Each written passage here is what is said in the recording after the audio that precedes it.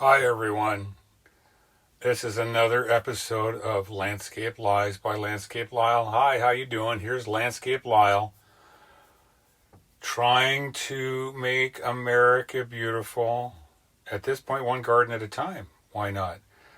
It is the first day of spring. Beautiful.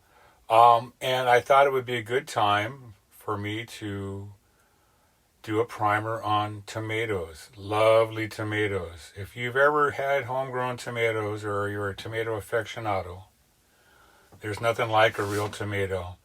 Very few times you'll find a decently ripened tomato in the grocery store. My son, who absolutely refuses to eat store-bought tomatoes, he can't wait for the tomato crop to come.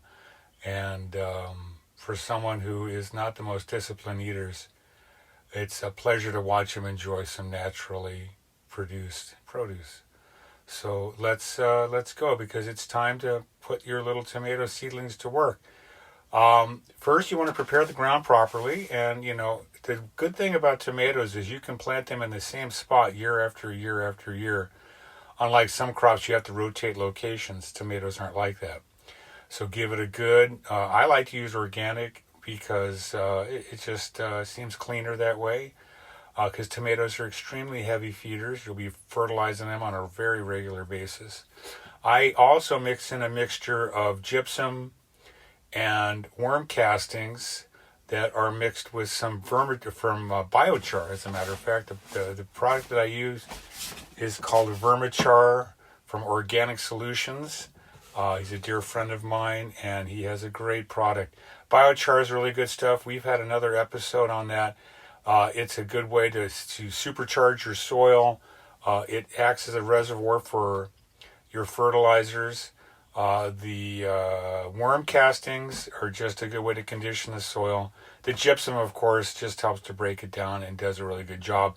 I can tell you from personal experience that when the tomato itself sits on the ground, there's so much bioactivity in the soil.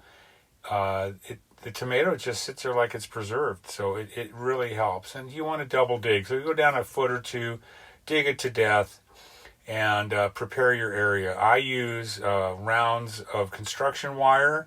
Makes it easier to reach in and pick up the tomatoes on the inside. It makes the best tomato cage.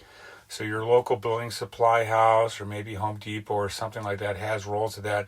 You want 6x6 openings. Just make a nice circle. Be careful of the ends. They're sharp. Stake them into the ground, and it makes a great tomato cage. When you plant the tomatoes, make sure you plant them deep.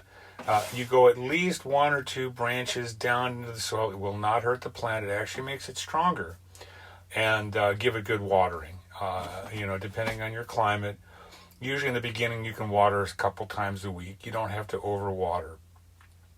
And as the plant grows, it's a good idea to prune off the bottom foot of leaves. It makes it cleaner because tomatoes are always susceptible to certain funguses and diseases. That's what usually gets it at the end of the season. So if you pull those off and don't let any leaves touch the ground, it really helps to make a nice sterile environment that the tomatoes will thrive in. When you pick a tomato, there are all kinds of little letters that come after the tomato variety, like V, F, H, and various other things. That shows that it has immunity towards the viruses and diseases that plague tomatoes and will ruin your crop. You might get a nice plant that you like, and all of a sudden it kind of decides to die. There's no way to predict that. However, the best way is to always buy a strong plant. I usually buy the same 6 varieties every year, and I experiment with a couple of heirloom tomatoes. Heirloom tomatoes are really good. They're excellent, but the problem with them is they do not transport well, and that's why they call them heirlooms, because really you're just going to pick them out of your garden and bring them in. You're not going to put them on a truck or try to sell them at market. I get a variety of plants that mature at different times. I try to get different colors. I like grape tomatoes, Better Boy, Champion is a very good one. And there's various other ones that you can pick. Beefsteak tomatoes, if you like that. And, of course, there's a couple of smaller ones. The grapes are really good because they're small tomatoes. There's some really nice yellow ones. Yellow gold, I believe, is one of them, is an excellent choice. So just experiment.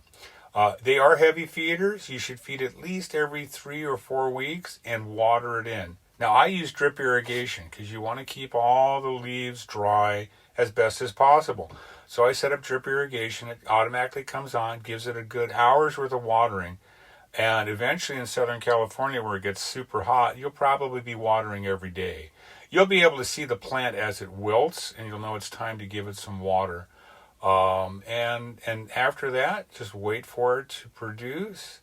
Have a good time. Enjoy your tomatoes. And oh, by the way, while you're at it, it would really help if you would please hit the subscribe button and the notification bell.